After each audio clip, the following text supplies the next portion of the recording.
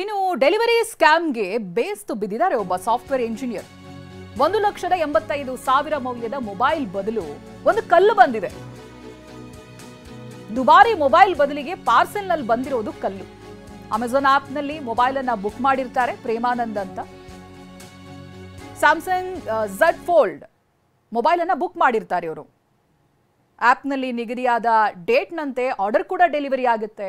Box open ಮಾಡಿದವ್ರಿಗೆ shock ಆಗಿದೆ. Mobile ಗಾತ್ರದಷ್ಟೇ box ನಲ್ಲಿ ಕಲ್ಲಿತ್ತು.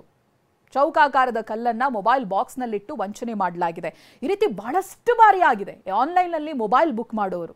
ಕೆಲವರು ಪ್ರಾಣ ಹೋಗಿದೆ ಐಫೋನ್ ಬುಕ್ ಮಾಡಿದವರು. ಡೆಲಿವರಿ ಬಾಯೇ ಆ ವ್ಯಕ್ತಿಯನ್ನ ಸಾಯಿಸಿರೋದು ಇದೆ. ಬಟ್ ಇದು ಇನ್ನೊಂದು ರೀತಿಯಾದಂತಹ ಪ್ರಕರಣ. ಕಲ್ಲು ಟೈಲ್ಸ್ ಅನ್ಸುತ್ತದು, ಅದನ್ನ ಪಾರ್ಸಲ್ಗೆ ಹಾಕಿ ಕಳಿಸಿದ್ದಾರೆ. ಮೊಬೈಲ್ಗೆ 1,85,000 ಅದನ್ನು ಆಲ್ರೆಡಿ ಪೇ ಕೂಡ ಮಾಡಿದ್ದಾರೆ. ಡೆಲಿವರಿ ಬಾಯ್ಗೆ ಕರೆ ಮಾಡಿದ್ರೆ ಆತನಿಂದ ರೆಸ್ಪಾನ್ಸೇ ಇಲ್ಲ. ಕೊನೆಗೆ NCRP ಪೋರ್ಟಲ್ ನಲ್ಲಿ ದೂರನ್ನ ದಾಖಲು ಮಾಡ್ತಾರೆ. ಕುಮಾರಸ್ವಾಮಿ ಲೇಔಟ್ ಪೊಲೀಸ್ ಠಾಣೆಯಲ್ಲಿ FIR ಕೂಡ ದಾಖಲಾಗುತ್ತೆ.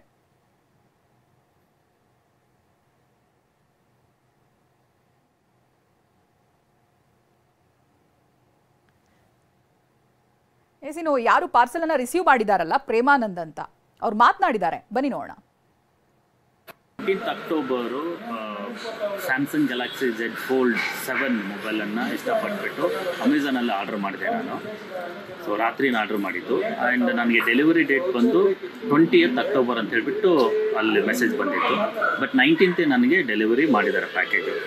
ಸೊ ಡೆಲಿವರಿ ಮಾಡಿದಾಗೆ OTP ಕೇಳಿಬಿಟ್ಟು ಡೆಲಿವರಿ ಮಾಡಿರೋದು. It was not open box delivery. So ಅವಾಗೆ OTP ತೊಗೊಂಡು ಹೋಗಾದ್ಮೇಲೆ ಆಮೇಲೆ ನಾವು ಬಾಕ್ಸನ್ನು ಓಪನ್ ಮಾಡಿ ನೋಡಿದಾಗೆ ಸೊ ಫೋನ್ ಇರಲಿಲ್ಲ, ಅದ್ರ ಬದಲು ಕಲ್ಲಿತ್ತು. ಸೊ ಟೈಲ್ಸ್ ಡೆಲಿವರಿ ಮಾಡಿದ್ದಾರೆ ಅವರು.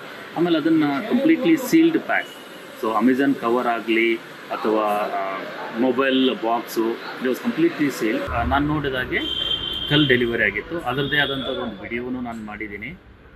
ಫಸ್ಟ್ ಪ್ಯಾಕಿಂದ ಓಪನ್ ಮಾಡಿ ಬಾಕ್ಸನ್ನು ಓಪನ್ ಮಾಡಿ ಸೊ ನೋಡಿದಾಗೆ ಅದು ಯಾವ ರೀತಿ ಬರುತ್ತೆ ಅದನ್ನೊಂದು ವಿಡಿಯೋನು ಮಾಡ್ಕೊಂಡಿದ್ದೀನಿ. ಅದಾದಮೇಲೆ ನಾನು ಕಸ್ಟಮರ್ ಕೇರ್ ಕಾಲ್ ಮಾಡಿ ನನ್ನ ಆಗಿರುವಂಥ ಅನ್ಯಾಯನ ಅವ್ರು ಹೇಳಿದೆ. ಸೊ ಅವ್ರು ನನಗೆ 4-5 ದಿನ